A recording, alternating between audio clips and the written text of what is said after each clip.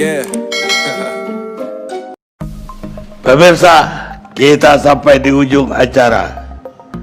Sekarang giliran Dokter Tirta Mandira Udi. Aduh, ya. Sebelumnya assalamualaikum Bang Karni. Waalaikumsalam. Senior saya, Dr. Nazar, dan ada Bang Daniel dari belakang kayaknya. Lalu Mbah Tejo dan kawan-kawan lah. Halo Bung Zulkardi. Akhirnya setelah 3 jam, ini follower udah pada rame tanya kapan ngomong, akhirnya bisa ngomong. Cuman saya mengambil pada kesimpulan ada beberapa topik yang akan saya tanggapin dan memberikan opini secara pribadi. Sebelumnya tadi Pak Luhut mengatakan ada tim baru namanya Perubahan Perilaku. Alhamdulillah saya tergabung di relawan tersebut. Jadi saya tahu persis apa yang diagendakan. Insya Allah besok tuh agendanya menjadi imun, iman, dan aman. Dan saya berjumpa dengan langsung. Jadi kalau tugas saya sebagai dokter itu adalah keliling ke lapangan langsung Bang Arni. Dan mungkin Bang Dani udah tahu, sering ketemu lewat Zoom. Dari bulan Maret sampai bulan Oktober. Jadi tugas dokter itu selain preventif, edukatif, rehabilitatif, dan kuratif, saya di bagian preventifnya dan edukatif dan promotifnya itu di 17 kota saya udah keliling membentuk relawan. Yang pertama terkait statement Pak Daniel. Pak Dani tadi, sebenarnya Pak Dani itu secara tersirat saya tuh the point ya. Saya aku ini ada background kesehatannya ya. Jadi paham lah pasti ya 3T dan prosedural. Secara nggak langsung, secara tersirat itu Pak Dani mengakui sebenarnya ada kesalahan di bagian sistem. Terus yang kedua, sebenarnya mengakui juga ada komunikasi publik yang harus diperbaiki oleh KSP. Secara nggak langsung oleh Pak Muldoko. Dari sini saya langsung berpoin ngomong, mungkin Pak Muldoko itu ingin mengatakan ada isu yang pengcovidan rumah sakit. Cuman pertanyaannya, kenapa itu tidak diutarakan dari bulan April, Mei, Juni, Juli, Agustus? Kenapa harus 7 bulan? Dan harus dikatakan dari Jawa Tengah. Dan dikatakan kayak, oke, kalau ada, sebutkan oknumnya. Jangan sampai membuat masyarakat ini menjadi bingung dan menduga-duga. Jadi isu pengcovidan pasien itu saya sudah debat habis-habisan dengan berbagai akun anonim Mbak Dani ya. Jadi tugas saya kalau di sana relawan, saya sudah debat dengan jaring gitu mengenai isu pengcovidan, edukasi bahwa ini ada oknum. Cuman yang terjadi adalah gara-gara statementnya Pak Muldoko itu jadi mengeneralisir seolah-olah semua rumah sakit begitu. Itu yang pertama. Jadi mungkin buat KSP ataupun seluruh jajarannya, komunikasi publik itu harus diperbaiki Mas Dani. Gitu ya. Nggak apa-apa ya Mas Dani ya. Kritik kan boleh ya, freedom of speech. Nanti takutnya saya habis ini kritik didoxing lagi. Jadi yang pertama itu terkait juga dari Februari. Sebenarnya kalau komunikasi publik kita lihat, saya duduk di kursi ini di tempat yang sama, jamnya pun saya masih ingat saya ngomong pada itu 11:10. Saya juga mengatakan ada komunikasi publik yang patut diperbaiki saat itu oleh Kemenkes yang mengatakan sembuh karena pon-pon itu. Terus ya ada yang mengatakan corona nggak akan masuk Indonesia. Itu adalah bukti bahwa ada sesuatu yang salah di sini, komunikasi publik. Dan itu harus diperbaiki. Terserah mau didengarkan atau enggak, monggo. Nomor 2 adalah terkait statementnya Bang Zul. Hormat, saya salut. Jarang banget ada seorang keluarga pasien yang berani langsung mengatakan seperti itu. Jadi saya harus applause, ini applause banget dari follower saya semua. Anda langsung berbicara dengan data dan ditanggapi juga oleh RS Ibnu Sina. Dan ternyata kesalahannya ada pada input data di Dinkes. Jadi sebenarnya seperti ini. Ini kita tidak perlu menyalahkan ya, karena tadi kalau kita lihat itu menyalahkan semua. Ini udah 7 bulan, mau Oktober. Kalau kita menyalahkan, nggak ada endingnya. Sistem yang harus diperbaiki mungkin buat Mas Dani bisa disampaikan ke teman-teman adalah big data Mas. Tadi RS Ibnu Sina mengatakan sendiri kalau nggak salah, saya input lewat grup WA, dimasukkan Excel. Halo, ini COVID. Buat dibuat sebuah sistem nasional yang kalau input langsung real time. Sudah bulan ke-7, datanya nggak bisa real time. Ini kan jadi masalah. Data yang tidak bisa real time itu akan menjadi prosedur perbedaan data antara Dinkes setempat dengan provinsi dan dengan pusat. Dan itu diakui juga loh oleh Prof. Wiku. Pada waktu itu saya kalau salah 4 hari lalu Prof. Wiku mengatakan ada, maaf datanya nggak bisa real time, jadi yang Jabar lagi agak meroket, mungkin masukinya segitu, mungkin bisa direvisi Bang. Nah ini permasalahannya ada pada data. Ada pada data. Jadi data di sini itu kan harusnya di era Covid seperti ini perbaikan bagi kita semua bahwa ternyata Indonesia belum bisa merapikan data Covid dari nasional database antara Sabang sampai Merauke dan melaporkannya lewat grup WA dan Excel. Excel loh Pak, itu Excel loh, input pribadi itu kayak harusnya kan bisa diperbaiki. Rumah sakit itu sudah melakukan sesuai prosedur, jelas, karena kalau semua rumah sakit tidak melakukan sesuai prosedur dan sampai melanggar, itu sanksinya banyak. Satu, nggak akan dapat klaim, jelas, rugi Pak, nombok. Boh, gaji dokternya nggak apa, godong boh. Kedua, tentu ada indikasi hukum kalau tidak sesuai prosedur. Jadi otomatis rumah sakit udah defend di situ. Nah, datanya inilah yang menjadi krusial. Kalau input datanya aja manual dan itu dikejar-kejar oleh waktu, ayo cepet toh, ini pasiennya nunggu-nunggu terus. Pasiennya nunggu-nunggu terus, ayo swabnya cepat, swabnya cepat. Mumet Pak yang petugas labnya Pak. Ya, saya orang lapangan soalnya. Jadi perbaikan data. Terus yang berikutnya yang saya soroti adalah budaya minta maaf. Itu yang harusnya krisis di sini. Mungkin Bang Ani bingung ya, kok bisa Dokter Tirta statement gitu. Saya di lapangan udah keliling dari Jabodetabek semua ke Bali. Saat H-1 sebelum jaring dijemput Bui, saya sempat ditelepon oleh Pak Gendo dan ditelepon oleh istrinya. Terus ke Surabaya, tahu konfliknya seperti apa di sana, lalu ke Tuban bersama kawan-kawan ada Dr. Alfian, ke Jogja, semua kotanya, ke Solo, Semarang, nyebrang, diskusi dengan Pak Ganjar lewat DM sampai telepon-teleponan. Lalu saya ke Bandung, rahasia klub sendiri Pak. Jadi sebenarnya itu budaya minta maaf Pak. Itu yang hanya diharapkan pasien. Bok nek salah ngaku sudah. Jangan berbelit-belit, salah, ngelempar sana, ngelempar sini. Benar kan Bang Sul ya? Minta maaf tuh wajib. Nah, tapi proses hukum tetap kita jalankan. Nah, maksudnya di sini jangan, kan sudah jelas rumah sakit sesuai prosedur, terus pasien sesuai prosedur, swab 2 kali negatif. Saya masih ingat dulu itu buat tanggal berapa ya Mas? Bulan September. Nah, 2 kali swab negatif baru bisa keluar.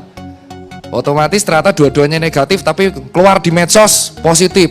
Rumah nggak dikunjungin ya? Tidak. Nah, ini yang menjadi presiden buruk karena COVID-nya dianggap aib. Nah, harusnya di sini kalau bisa Dinkes setempat evaluasi. Kok bisa salah input datanya? Kilafkah atau mungkin lagi ngantuk, kurang kopi itu. Nah, diklarikanlah dengan pasien. Jangan langsung apa-apa defend dulu gitu. Itu yang menjadi presiden buruk bagi masyarakat. Terus yang berikutnya terkait dengan statementnya adalah solusi. Solusinya saya setuju dengan Bang Daniel dan Pak Nazar. Dr. Nazar ini senior saya, jelas saya langsung hormat, adalah rumah sakit bertindak karena adalah regulasi Permenkes. Lalu pasien tidak mendapatkan komunikasi yang seharusnya. Apa sih protokol COVID? Apa sih protokol pemulasaran jenazah? Penolakan jenazah itu sudah terjadi dari April. Kita ingat video ambulan di Banyumas tuh dilempar batu, saya masih ingat dan saya nge-repost itu. Dan sekarang di Oktober masih ada kejadian yang sama. Berarti problemnya adalah bukan nyalain masyarakat, tapi kita balik logikanya. Kenapa masyarakat masih denial sistem kayak seperti ini? Berarti ada yang sesuatu yang aneh. Apakah cara penyampaian komunikasi kita yang salah atau mereka yang nggak tahu? Kenapa masyarakat sampai menuduh mengcovidkan? Itu berarti harus digali. Berarti ada penyampaian yang miss antara Permenkes ya tadi ya Dr. Nazar. Belum tahu probable itu apa. Terus kenapa semua yang probable harus dimakan secara pemulasaran? Karena itu sejatinya bukan tugas nakes yang edukasi Pak. Bukan tugas jubir rumah sakit juga. Itu adalah tugas pejabat publik yang bekerja di Kementerian Kesehatan dan tugasnya KSP untuk menyampaikan itu ke masyarakat dengan bahasa yang mudah dimengerti. Tapi sejauh ini yang kita dapatkan hanya 3M. Itu faktanya. Karena saya di lapangan seperti itu. Saya ke lapangan edukasi di daerah Cilincing, Nuwun Sewu, di daerah Wonokromo dan Kosambi. Saya edukasi, pakai masker Mas. Saya masih ingat di bulan September diludahin saya Bang. Serius diludahin. Mana tahu orang-orang di sini atau yang di lapangan duduk di atas pejabat diludahin seperti diludahin, diginiin saya. Pak dokter, saya tuh udah tahu cara pakai masker, tapi saya nggak dapat makan. Gimana saya mau beli masker, saya nggak dapat makan, pusing kan saya. Ketika saya ngadu, saya dibilang data dari mana itu? Lah ini data dari mata kepala saya sendiri. Nah terjadi di sini kan berarti ada apa? Denial dari masyarakat, dan akhirnya masyarakat menyalahkan siapa? Nakes. Karena mereka menganggap nakes tuh digaji, bisa melayani masyarakat. Padahal mereka nggak tahu insentifnya nakes saja ketahan. Rumah sakit merugi, dan mereka nggak tahu protokol pemulasaran ini kan dari WHO diturunkan ke Permenkes dan ini. Jadi ada jembatan komunikasi lagi. Jadi nggak perlulah kita saling menyalahkan, saling menahan diri, dan yang paling penting ini statement dari kawan-kawan saya dokter. Ayo sesama pejabat yang di atas tahan diri untuk mengeluarkan statement yang kita tahu ini mempotensi untuk mengeluarkan perdebatan. Jadi Pak Muldoko kan jujur kepala staf KSP ya. Ketika mengeluarkan isu mengcovidkan walaupun ada komanya, beliau harusnya tahu ini akan mengeluarkan spekulasi. Harusnya ketika ada aduan, alurnya adalah aduan kritik saran ini juga belum jelas. Jadi kan tadi Mas Dhani mengatakan kalau ada yang salah, ayo diadukan. Aduannya juga harus jelas, di-share di medsos. Kalau kamu ada isu rumah sakit kayak Bang Zul, adunya kemana, terus prosesnya gimana, ininya gimana. Nggak perlu ada drama di medsos. Capek drama di medsos Pak, karena yang diserang pasti nakes dan akun ID Pak. Saya tuh lihat sendiri loh, ID Jakpus itu isinya sampai hujatan semua Pak. Yang capek itu akun ID. Jadi kalau bisa, kalau memang edukasinya bagus, alur komunikasinya juga pengaduannya tentang kritik dan saran itu diperbaiki. Jadi kembali lagi, kalau pertanyaannya, benarkah semua pasien meninggal di COVID kan? Jawabannya nggak benar. Saya bisa jawab, karena dijawab semua. Tetapi kalau ada oknum, itu harus penting. Dicari siapa oknumnya, rumah sakit mana, dinkes mana, orangnya siapa, sebutkan di media. Termasuk oknum yang saya Wah, dapatkan. harus diupload feed, saya bantu upload feed nanti. Jadi kasih. biar dinkes ngerti sendiri bahwa perlunya budaya minta maaf dan mengakui salahnya di mana. Jangan pasien yang ditekan dan jangan nakes yang menanggung itu semua. Karena nakes dan rakyat itu sama statusnya, berjuang demi negara. Dan saya tertarik lagi buat komentar rapid mahal. Dari Maret dokter ID itu sudah tidak merekomendasikan rapid, dan saya masih ingat yang ngomong dokter Erlina Burhan dan saya di meja sebelahan. Karena rapid serologi itu bagusnya sebagai screening, bukan sebagai administrasi. Bapak-bapak di sini dan ibu yang menonton di sini, kalau kita dapat surat rapid ya, rapid test itu ada tulisannya, Anda dinyatakan non reaktif, Anda dinyatakan bebas COVID selama 14 hari. Surat sakti itu. Jadi kalau saya dapat surat itu, saya kemana-mana, mau kemana-mana bebas Pak. Pertanyaannya, wong jelas-jelas itu screening, kok bisa dijadiin surat sakti? Logikanya sudah tahu bahwa swab PCR itu lama, itu problem di Pekanbaru tadi. Karena swabnya lama, lab PCR lama, maka terjadi kepending, delay sistem, datanya delay, berantakan semua. Berarti harusnya yang diperbaiki mana? Swabnya diperbanyak. Nah kenapa nggak dari awal swabnya diperbanyak? Maka usulnya adalah 3T yang dikatakan Pak Luhut tadi, test, tracing, treatment. Itu harus diperjelas yang di test tracingnya. Kita fokus di treatmentnya, karena test tracingnya diperketat. Jadi makanya apresiasi juga harga 900.000 turun sekarang swab, dan sekarang rapid kalau nggak salah harganya 95.000. Dan tapi ini harus diaudit. Kok bisa di awal 600 sekarang menjadi 95? Jadi akan ada panitia harusnya yang audit. Terakhir kesimpulan. Jadi dari sini COVID itu baru. Semua pasti akan kaget. Jadi kita nggak bisa menyalahkan kayak A salah, B salah, semua kaget. Tapi kesimpulannya adalah semua pihak harus berhati-hati untuk mengeluarkan statement.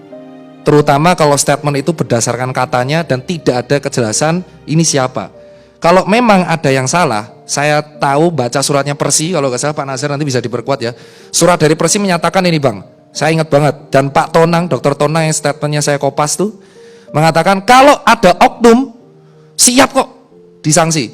Dan ketiga, kalau pemerintah, ini statementnya Pak Tonang, mau penguburan, kan kalau nggak salah apa-apa meninggal kecelakaan COVID, padahal ditulis meninggal kecelakaan, kalau nggak jelas tetap diprobabelkan COVID, kecuali dia terbukti kecelakaan atau terbukti swabnya negatif.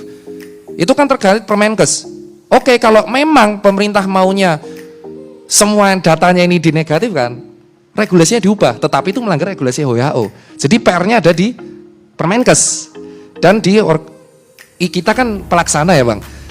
Terus yang ketiga, kalau bisa masyarakat ini kan sudah terpecah belah, disibukkan oleh rakyat kelaparan, rakyat arus bawah dan mulai kelaparan nih, teriak nih Bang, kebagi dua konspirasi dan ini belum akhirnya ada yang pro nakes, yang ada anti nakes. Di Twitter saya lihat berantem semua, ada yang pro nakes banget, ada yang anggap ini konspirasi banget, di Instagram juga sama.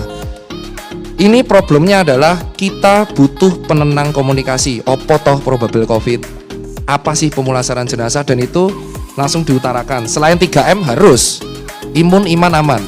Narasi positif, beribadah, olahraga, nutrisi, 3M. Jangan lupa pakai masker, menjaga jarak, dan mencuci tangan. Dan yang terakhir, terkait statement Pak Luhut, saya tertarik itu untuk komen karena barusan di Twitter dan saya membaca data nih Pak Karni, maaf ya, saya agak lama karena nahan-nahan 3 jam saya jadi agak banyak. Barusan, nih mohon, pimpinan DPR RI, 18 anggota terpapar virus corona, Selasa 6 Oktober jam 14.48. 18 anggota terpapar virus corona setelah mengesahkan Omnibus Law. Itu harusnya dibahas juga itu nanti ya di pertemuan selanjutnya.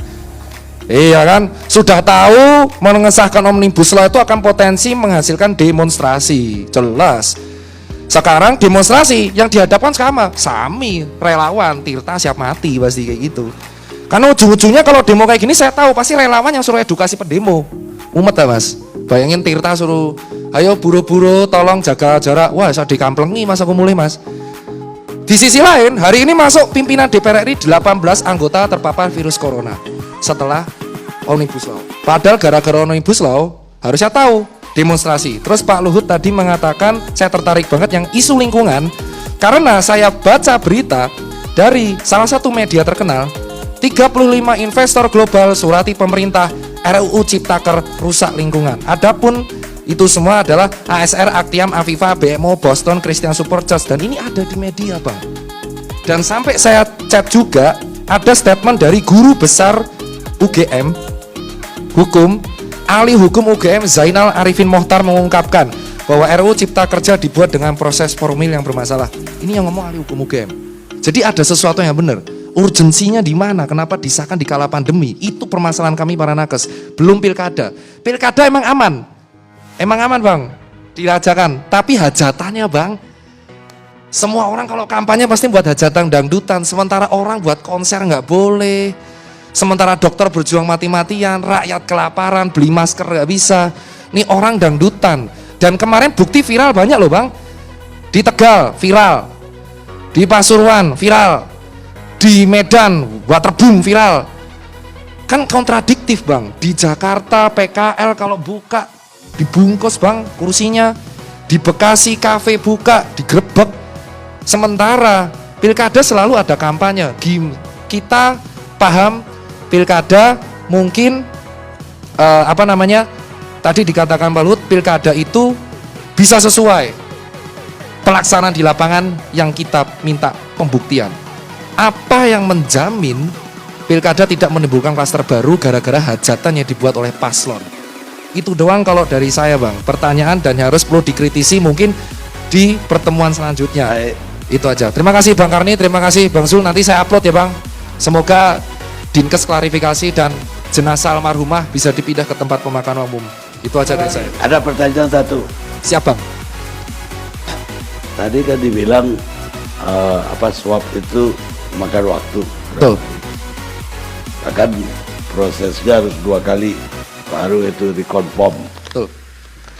Kok Donald Trump bisa 3 hari aja di rumah sakit? Ya, ini Bang Karni. Aduh, gak sekalian bahas Liverpool dibantai 7-2 nih saya. Aduh. Halo Pak Tejo, saya idola nih. Kalau di Twitter lawan saya Bang, ini fans MU Bang. Takut juga nih digas sama Mbah. Jadi begini. Ini pertanyaannya aduh. Dokter itu, kita bahas dokter ya. Kalau dari setahu saya teman-teman saya lapangan, dokter itu dari rumah sakit adalah sebagai pelaksana. Gold standarnya COVID, ya Pak, jawab Pak Dokter, selain PCR adalah disertai dengan pemeriksaan fisik dan di yang mirip ARDS dan disertai X-ray dan pemeriksaan lab. Betul ya? Setuju di sini ya?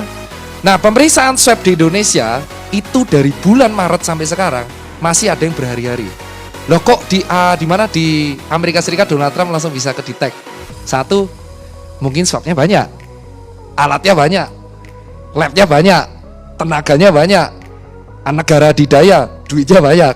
Lah kita orang mau swab aja harus bayar 900.000 sampai 1,5. Dulu sebelum diatur statement oleh Pak Doni Monardo itu dari 1,5, 2,5 sampai ada yang 3,3 juta.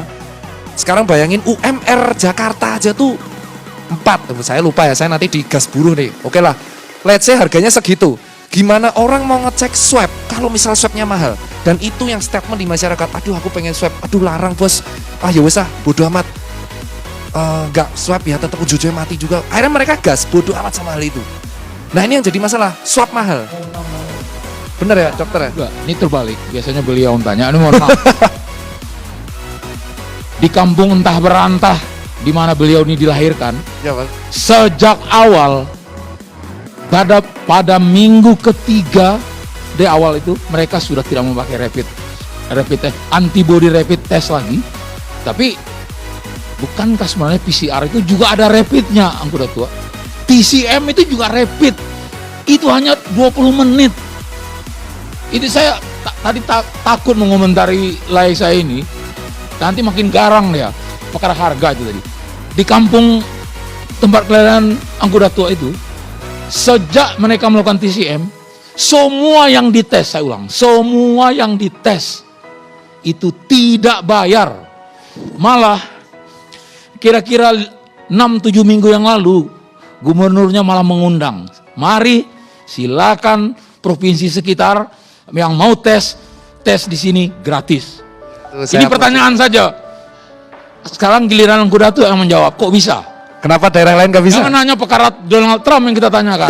Karena itu juga bertanya. Senior backup, terima kasih Dokter Nasar. Jadi sekali selengkapi, daerah kita tuh sebenarnya kan tes tracing treatment. Pak Jokowi ngakuin itu, semua ahli kesehatan ngakuin itu. Dokter pelaksana, rumah sakit melaksanakan. Tracing dan tes itu akan sukses kalau misal harga swab bisa dijangkau. Satu, swab ini PCR, bener ya dok, ada yang rapid, TCM juga. Kenapa nggak dari awal tuh loh ya di order gitu loh? Itu kan pernyataan yang harus diaudit suatu saat. Kenapa kok harus rapid serologi? Tapi pada waktu itu sudah dijawab, katanya masih baru dan yang tersedia itu doang dan carinya susah. Oke, tapi harusnya ini menjadi masukan bagi kita. Kalau kita mau mengalahkan COVID ini, kita harus bisa ngelacak secepat mungkin OTG-nya berapa dengan cara meningkatkan tes. Dan nanti ketahuan itunya jumlahnya berapa. Yang positif kan ditanggung pemerintah ya Pak ya? Betul lah Pak? Nah, positif tanggung pemerintah, yang negatif beraktivitas. Jadi warga tenang, semua nyaman. Seperti yang terjadi di Sumatera Barat dan Surabaya. Itu Pak. Tadi saya jawab, kampung saya itu, saya kira juga kampungnya dokter juga itu. Dari zaman dulu itu udah hebat. Kenapa hebat? Mereka bekerja dengan hati, bukan formil kerjanya. Itulah yang dikatakan oleh ketua labnya itu, Andani, Dr. Andani itu, kami bekerja 24 jam satu hari dengan hati. Saya tidak mau angkat-angkat orang kampungnya Angkuda Tua, tapi itu jawabannya benar. Semua kerja dengan hati.